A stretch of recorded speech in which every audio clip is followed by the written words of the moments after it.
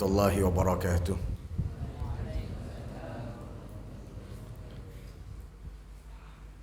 Bismillahirrahmanirrahim. Alhamdulillahi rabbil alamin. Wabihi nasta'inu ala umuri dunya waddin. Wassalatu wassalamu ala sayyidil anbiya'i wal mursalin sayyidina wa maulana Muhammad sallallahu alaihi wa ala alihi wa sahbihi wa sallam ajma'in. Nawayna ta'alluma wa ta'alim wal naf'a wal intifa' wal mudzakarata wat tadhkir wal ifadata wal istifada wal hatha ala tamassuki bi kitabillahi wa sunnati rasulihi wad du'a ila al-huda wad dilala ala al-khair ibtigha'a wajhillahi wa mardatihi wa qurbihi wa thawabihi min Allah ta'ala. Minal aidin al-faizin al-maqbulin. Semoga Allah Subhanahu wa taala mempertemukan kita Ramadan di tahun yang akan datang dalam keadaan sehat walafiat, dengan iman, Islam dan takwa yang lebih baik, lebih sempurna dari tahun-tahun sebelumnya. Amin Allahumma. Minal aidin al-faizin atau minal aidin al-maqbulin? Hah? Kok diam semua? Hah? Dikatakan oleh para ulama, untuk Idul Fitri itu lebih sempurnanya mengucapkannya minal aidin al-maqbulin. Kalau untuk Idul Adha, minal aidin al-faizin. Al-Habib Salim bin Abdullah bin Umar Asy-Syatiri mengatakan untuk lebih sempurnanya digabungkan kedua-duanya. Jadi minal aidin al-faizin al-maqbulin. Tapi kalau diringkas minal aidin al-maqbulin. Kenapa kalau untuk Idul Fitri minal aidin al-maqbulin? Harapannya itu minal aidin dijadikan oleh Allah termasuk golongan orang-orang yang kembali ke Ramadan. Jadi berarti panjang umur mendapatkan Ramadan. Maqbulin harapannya segala kebaikan, ketaatan di bulan Ramadan diterima. Baik itu dari Al-Qur'annya, dari qiyamnya, tarawih dan puasanya. Kalau Idul Adha minal aidin al-faizin. Sama minal aidinnya sama. Al-faizin artinya apa?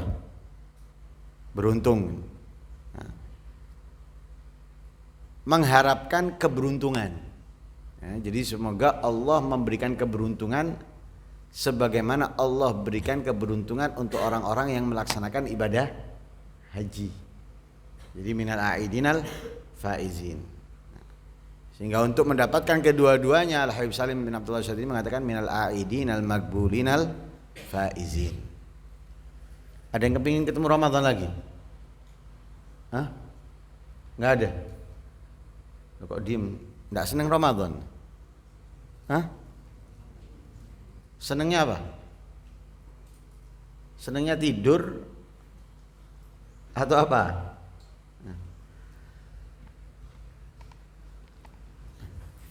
Insya Allah kita bisa ketemu Ramadan, bisa lebih semangat lagi ibadah kita di dalam bulan Ramadan, sehingga bisa meraih kemuliaan, keistimewaan lebih daripada tahun-tahun sebelumnya. Amin Allahumma. Sampai mana pelajaran kita ini? Yang punya kitab sampai mana? Aku ada yang tahu.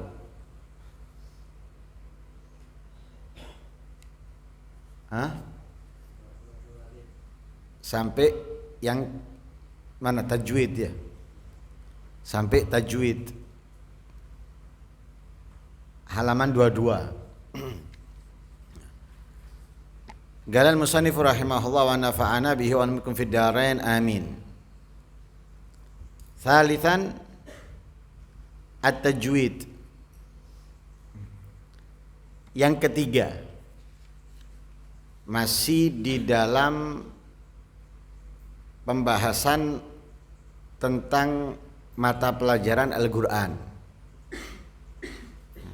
Setelah pertama hafalan, disebutkan di situ caranya. Kemudian yang kedua adalah at-tilawah, membaca. Sekarang yang ketiga yaitu at-tajwid.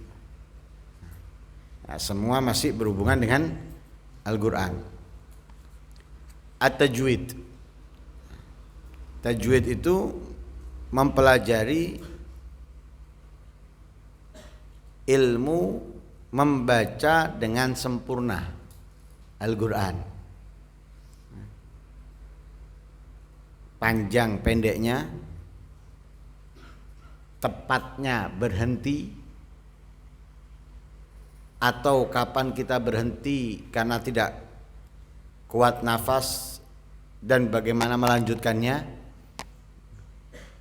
Kemudian kapan kita wajib berhenti, kapan kita afdal berhenti daripada lanjut, afdal lanjut daripada berhenti. Karena dalam ayat Al-Quran kalau kita perhatikan kan ada mim, ada lam, ada shad lam alif layina, ada qaf lam alif lam ina, ya, dan yang lain sebagainya. Juga ada titik tiga, ya. Nah, itu semuanya bisa kita ketahui maksud dan tujuannya dari ilmu tajwid. Walaupun terkadang nggak mempengaruhi arti, ya, tidak mempengaruhi arti. Artinya tetap, tapi nggak sempurna. Kenapa? Misalnya kurang panjang. Contoh, waladhdallin, artinya sama, orang yang sesat. Tapi kalau dalam ilmu tajwid, dotnya itu harus panjang. Waladhdallin, panjang baru sambung ke lamnya. Tapi kalau nggak dipanjangkan, nggak mempengaruhi arti. Nah, sehingga pas sholatnya tetap sah. Kenapa? Bacaan Fatihahnya sah. Nah, tapi kurang sempurna dalam ilmu tajwid. Lah supaya mudah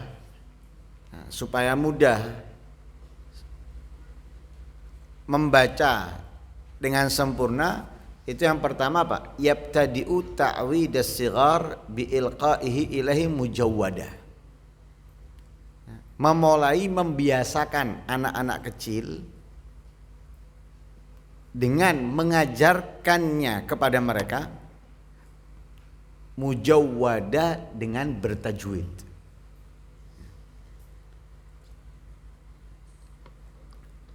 Orang pertama kali dipelajari, pertama kali diajari, itu akan lebih mancep, nempel daripada yang setelah-setelahnya.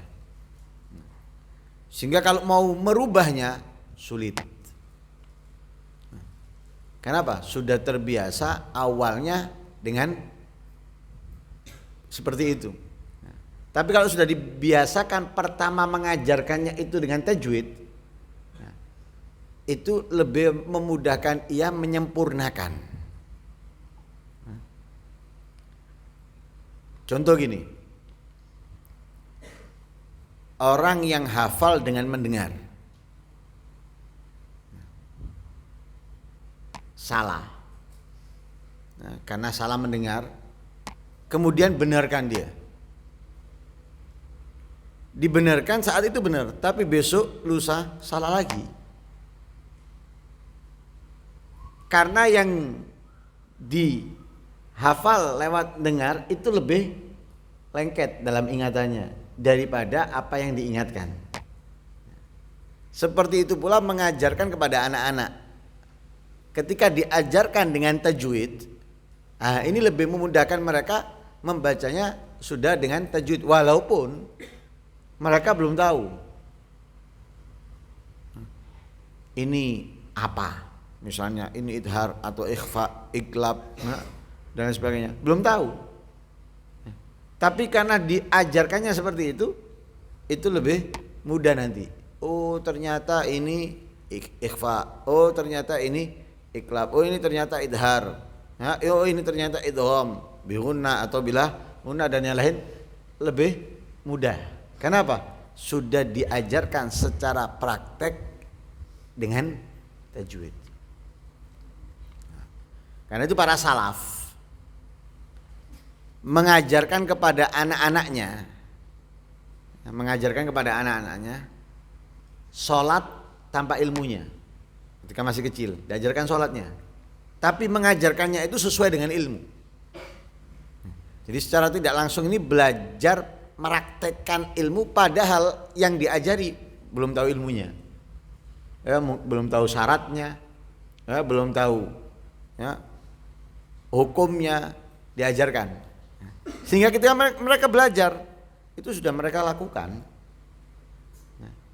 Jadi mereka ketika belajar, oh ternyata saya diajarkan dulu itu rukuk sempurnanya seperti ini memang. Dari situ mereka nanti tahu, oh ternyata ada rukuk yang nggak sempurna. Bacaannya diajarkan yang sempurna. Oh ternyata minimalnya itu bacaannya seperti ini. Sedangkan yang diajarkan ke kita pada kita itu sempurnanya. Jadi ketika belajar mulai terbuka. Nah, anak-anak juga gitu, diajarkan dengan tajwidnya supaya ketika belajar tajwid baru mereka terbuka. Oh ternyata kita bacanya seperti ini nih karena ini adalah idhar. Oh ternyata karena ini, karena setelah apa? Setelah mempelajarinya. Nah, tapi sudah dibiasakan membacanya itu dengan tajwid. Al-Quran ya dibaca dengan tajwid. Tapi kalau ilmu fikih dibacakan dengan tajwid nanti tidak ya. Misalnya ilmu fikih, belajar ilmu fikih bacanya baca misalnya disuruh baca sama gurunya. Bacanya dengan ilmu tajwid, enggak mari-mari ada. Ya.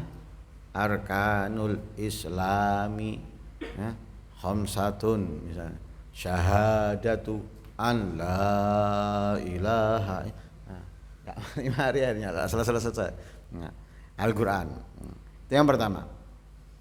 Yang kedua, ya'khuduna qawaidahu wa yaqra'una kitaba hidayatil mustafid thumma al-mukhtaril mufid. Setelah membiasakan, mengajarkan membacanya dengan tajwid, di situ memberikan kaidah-kaidah tajwid, memberikan kaidah-kaidah tajwid seperti panjang, pendek, yang umum, yang mudah, untuk difahami oleh mereka. Karena ini masih fokusnya kepada anak-anak. Karena memang kan mulai diajari Al-Quran itu anak-anak sebelum mereka masuk ke sekolahan atau sebelum mereka masuk ke pesantren dan lain sebagainya. Lah diajarkan kepada mereka kaidah-kaidah tajwid. Oh kalau fathahnya seperti ini pendek. Kalau fathahnya seperti ini panjang. Kalau seperti ini lebih panjang daripada yang ini. Nah, diajarkan. Kalau seperti ini tanwin.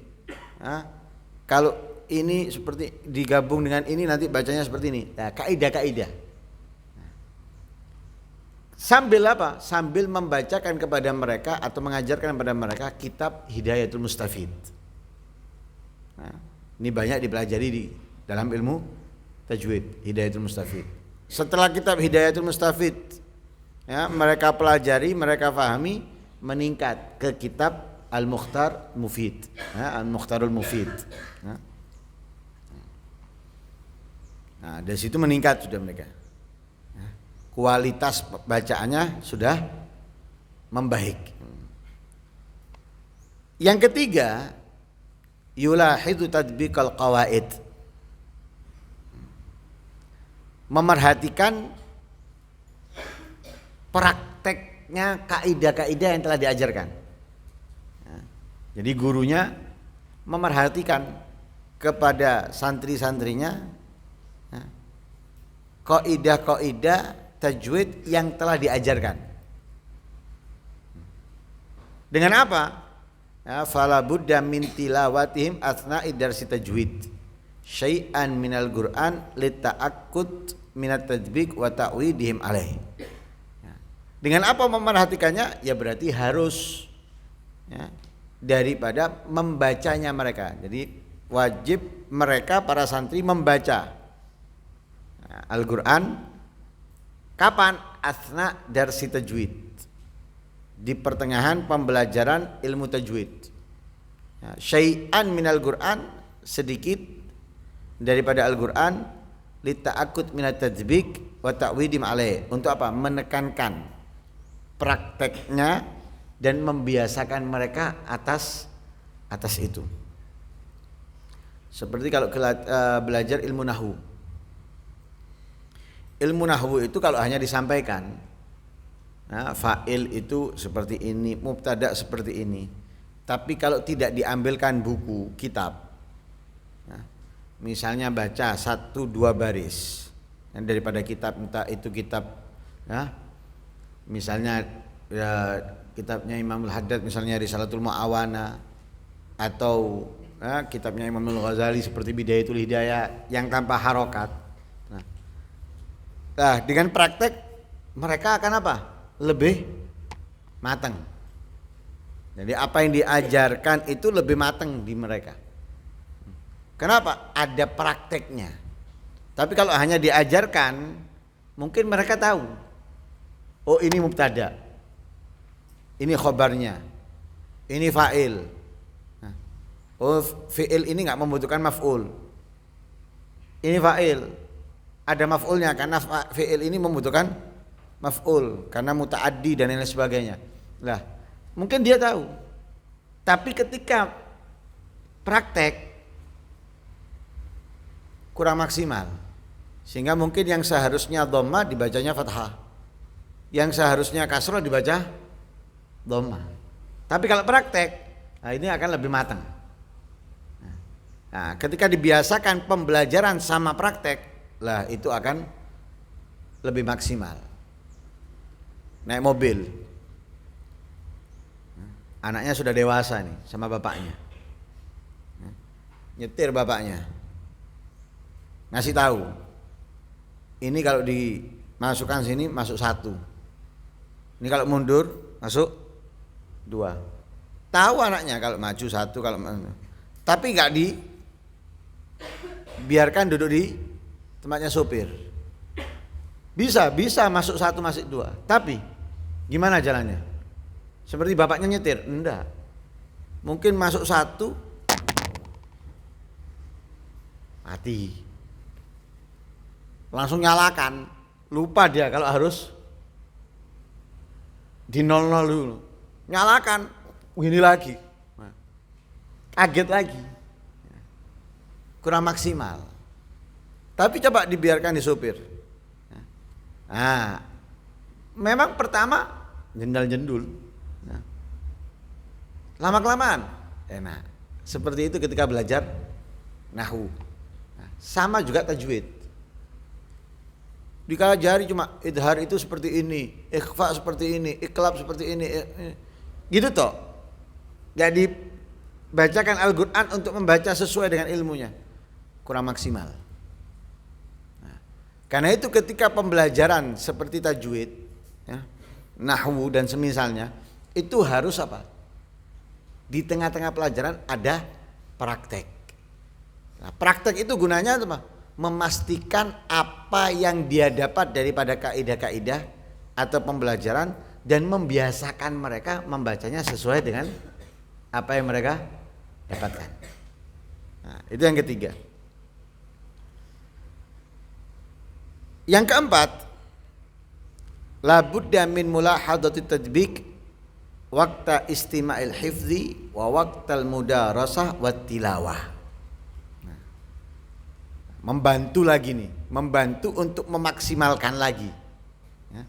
Dengan apa? Wajib memerhatikan praktek ya, di saat mendengarkan hafalan, ya, di saat darusan, dan juga di saat membaca. Jadi guru itu harus teliti, ya, perhatian dan teliti. Di kelas diajarkan, ya, di kelas diajarkan seperti ini dan ada prakteknya. Wes, selesai. Di luar kelas tetap, ya, perhatian dan teliti kepada santri-santrinya di saat membaca Al-Quran dari apa yang dipelajarkan. Kadang orang hafalan itu, umumnya ini hafalan itu cepat. Nah, kalau kita menghafalkan maten, hafalkan maten, apapun matennya, ya, Aqidatul Awam atau, ya, Imriti atau Alfiyah dan semisalnya, kita menghafalkannya cepat. Karena apa? Kadang memang apa? Kepingin dang mari kan, jadi mau coba cepet. Nah ini karena bacanya cepet, biasanya tidak memerhatikan, nggak memerhatikan kaidah-kaidah yang sudah diajarkan. Seperti Al-Quran misalnya, ngafalkan misalnya, ya, juz 29 Tabarok misalnya, dia akan membacanya Bismillahirrahmanirrahim, Tabarakalladzi biyadihil mulku wa huwa ala kulli syai'in qadir, alladzi khalaqal mauta wal hayata liyabluwakum ayyukum ahsanu amala wa huwal azizul ghafur, alladzi khalaqa sab'a samawati tibaqa wa ma tara fi khalqir rahmani min tafawut farjil bas. Yang penting hafalan setoran lancar. Lah ini enggak. Di sini enggak boleh seperti itu. Jadi harus diperhatikan juga saat mendengarkan setoran hafalan. Saat mendengarkan setoran hafalan harus guru teliti dan perhatian kepada praktek tajwidnya. Jadi nggak bisa tabarakalladzi biyadihil mulku wa huwa ala kulli syai'in qadir alladzi khalaqal mauta, nggak bisa. Harus sesuai. Saat mendengarkan hafalan, setoran hafalan. Begitu juga saat darusan. Bukan hanya Ramadan, di luar Ramadan, darusan. Saat darusan juga gitu, bukan hanya darusan ini 1 juz atau misalnya 2 juz, enggak kemudian membaca toh. Bismillahirrahmanirrahim, alif lam mim, dzalikal kitabul la raiba fihi hudal lil muttaqin alladzina yu'minuna bil ghaibi wa yuqimunas sholata wa mimma razaqnahum yunfiqun walladzina yu'minuna bima. Ndah. Tapi juga apa? Sesuai dengan tajwidnya. Jadi saat mendengarkan setoran hafalan juga saat darusan itu harus sesuai dengan ilmu tajwid yang sudah diajarkan. Wat tilawah dan juga ketika membaca. Membaca ini berarti bukan saat setoran hafalan, bukan saat darusan. Mungkin ada, ya, seperti kalau sekarang mungkin kebiasaannya itu kalau waktu walimah atau misalnya ketika ada praktek, ya, muhadharah dan semisalnya. Nah, itu ketika menyampaikan ayat Al-Quran perhatikan. Nah, ketika membaca itu atau ketika sholat misalnya diperhatikan, ya, gimana bacaannya. Ya. Itu yang keempat. Yang terakhir daripada ilmu yang berhubungan dengan tajwid yaitu yakhtarul mutqinun minhum litilawa fil istima'at wal jalasat. Memilih, ya, siapa memilih? Guru. Tapi di sini, ya, seakan-akan mutqinun fa'ilnya daripada yakhtar. Kan gitu ya. Nah, tapi ini sebetulnya bahasa omongan yang dibukukan, ya, bahasa omongan yang dibukukan. Yakhtar maksudnya guru. Al-mutqinun yang dipilih adalah al-mutqinun. Mestinya kan mutqinin, ya, mestinya mutqinin. Tapi ini bahasa omongan yang dibukukan. Ya, jadi kan ada omongan sama tulisan itu nggak sama. Makanya di kitab ini atau kebanyakan kitabnya Habib Umar itu dari bahasa omongan, ya, bahasa omongan kemudian dibukukan. Nah, makanya terkadang kalau dilihat dari segi nahwunya tidak sesuai, ya.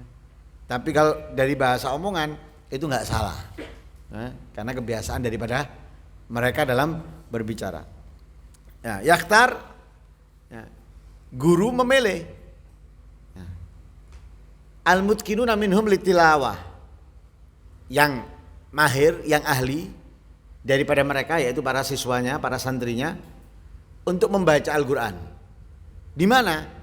Fil istima'at, di perkumpulan-perkumpulan. Ya, perkumpulan apapun bentuknya perkumpulan itu. Ya. Wal jalasat, dan juga di jalsa-jalsa atau pengajian-pengajian. Ya.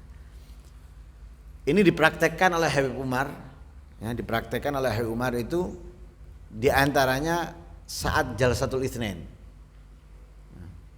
Habib Umar itu memiliki Jalsatul Itsnain yang dilakukan setiap hari Senin ba'dal Isya.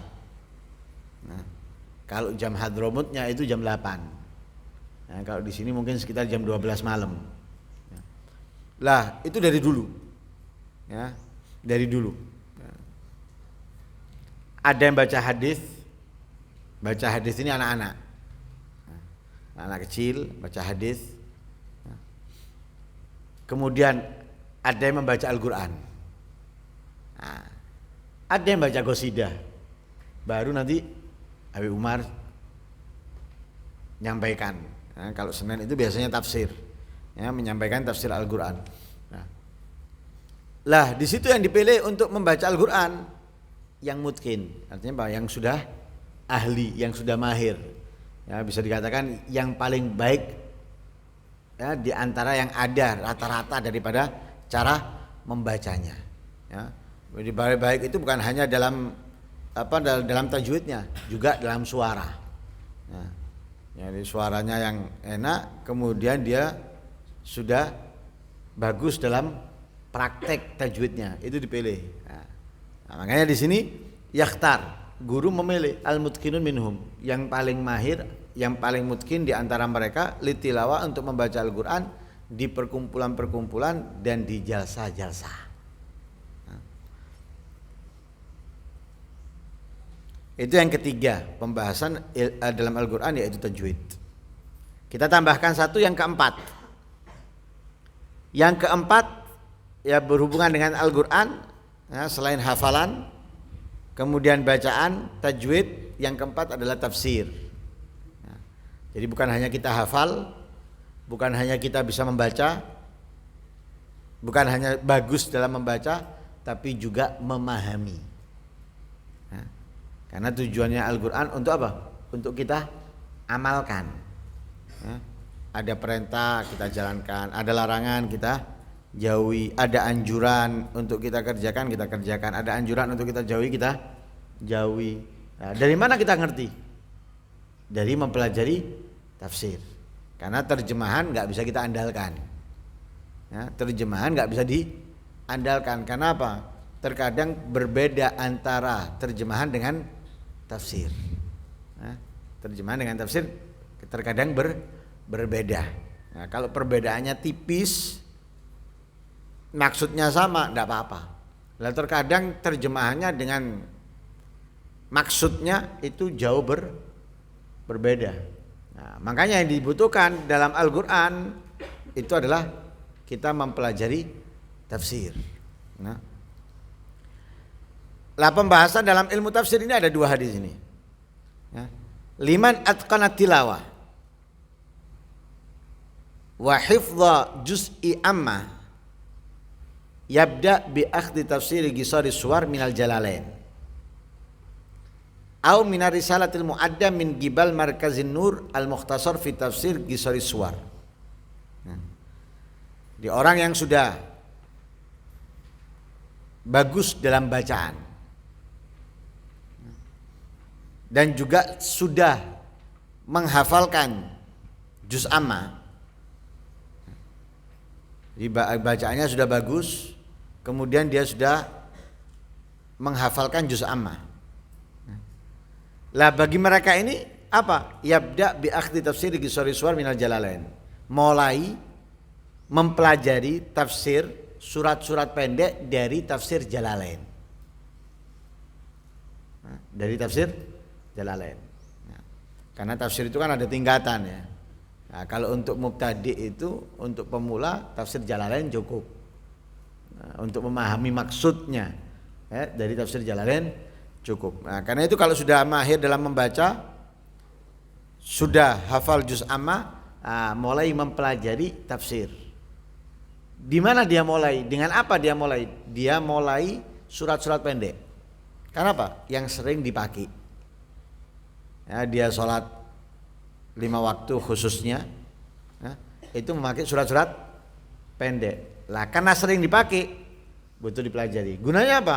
Agar ketika sholat itu tidak bayangkan sana, tidak bayangkan sini. Ya. Fokus dengan apa yang dia baca. Karena itu butuh. Karena dia sudah hafal, butuh memahami apa yang sudah dia hafal. Nah, daripada surat-surat pendek tadi itu, dia pelajari tafsirnya lewat tafsir Jalalain. Atau kalau bukan tafsir Jalalain, atau Ar-Risalah Al-Mu'addah, min qibali Markaz An-Nur. Ya, Markaz An-Nur ini seperti percetakan. Lah, mereka ini percetakan An-Nur ini memiliki orang-orang yang kompeten, yang bagus, yang pintar dalam membuat, merangkum. Nah, termasuk punya rangkuman apa? Rangkuman surat-surat pendek. Ya. Kalau tafsir Jalalain kan jelas dari awal sampai akhir, dari Al-Fatihah sampai An-Nas. Tapi kalau Markaz An-Nur ini mereka itu membuatnya potongan. Nah, maksudnya potongan itu surat pendek dari misalnya dari Wadduha An-Nas. Dari surat Wadduha dan sampai An-Nas dibuatkan satu buku. Makanya disebutkan di situ Minar Risalah. Ya, Minar Risalah. Bukan dari kitab. Ya, tapi Minar Risalah. Kenapa? Memang potongan. Ya, cuma dari Wadduha sampai An-Nas. Nanti dari Amma sampai Walaili dah Yaksha. Ya, jadi bawanya nggak berat. Ya, di situ kita dapat bisa dikatakan mungkin lebih daripada surat dari tafsir Jalalain sedikit. Ya, lebih sedikit pengertiannya atau pemahamannya daripada surat tafsir Jalalain. Itu yang pertama. Yang kedua, summa tafsir juz amma summa tabarak. Nah, pertama dari Wadduha sampai Anas, baru dari amma yatasaalun sampai walaili idza yaksha. Selesai ini meningkat ke juz 29 tabarok. Nah, karena juz 29 30 ini semi wajib dihafalkan. Ya, semi wajib dihafalkan. Untuk apa? Untuk menjalankan apa yang disunahkan oleh Rasul. Kita dalam sholat 5 waktu itu kan dibagi. Sholat itu kan dibagi. Ada yang bacaannya itu Qisarul Mufassal, ada yang Awsatul Mufassal, ada Tiwalul Mufassal. Lah Tiwalul Mufassal, Awsatul Mufassal atau Qisarul Mufassal itu kan ada percontohannya. Oh, Qisarul Mufassal itu dari Ad-Duha sampai An-Nas. Awsatul Mufassal itu dari Amma sampai Walaili. Ya. Tiwalul Mufassal itu ada yang mengatakan dari surat Al-Mumtahinah sampai Wal Mursalat. Itu masuk Tiwalul Mufassal. Lah, kalau kita misalnya menghafalkan dari surat Al-Mumtahinah kejauhan. Ya. Minimal dari Tabarok. Dari Tabarok sampai An-Nas. Lah di situ kita bisa mengamalkan. Oh, kita sholat subuh Tiwalul Mufassal. Oh, kita sholat asar atau zuhur Awsatul Mufassal. Oh, kita sholat maghrib Qisarul Mufassal. Nah, mengamalkan. Dari mana? Dari apa yang sudah kita hafal. Juz Tabarok dan juz Amma 29 30. Makanya di sini setelah dia mempelajari tafsirnya surat-surat pendek dari Ad-Duha An-Nas, kemudian dan setelah dia menghafalkan juz Tabarok, mulai dia mempelajari ilmu tafsirnya dari juz Amma sampai Walaili, kemudian ke At-Tabarok. Wallahu a'lam. Karena itulah hai Umar kalau Ramadan, hai Umar kalau Ramadan itu tafsir surat-surat pendek dari An-Nas. Tapi sekarang sudah sampai ke juz 26. Kalau nggak salah insya Allah sekarang ini sudah sampai ke juz 26. Dari belakang sampai juz 26 sekarang. Tapi kalau yang Senin itu dari depan. Dari Al-Fatihah. Sekarang sudah sampai juz berapa lupa saya. Sampai juz berapa. Jadi nanti ketemunya itu setiap Ramadan naik. Yang ini setiap Senin. Nanti bisa ketemu lengkap sudah. Semoga Allah Subhanahu wa taala memudahkan kita mempelajari daripada membacanya dan memudahkan kita untuk menghafalnya, menjaganya dan memudahkan kita untuk memahami apa yang terkandung di dalamnya. Amin Allahumma amin, dan dimudahkan oleh Allah kita bisa mengamalkan dalam kehidupan kita. Amin Allahumma amin. Sallallahu alaihi wasallam Muhammadin wa ala alihi wasallam. Alhamdulillahirabbil alamin. Al-Fatihah.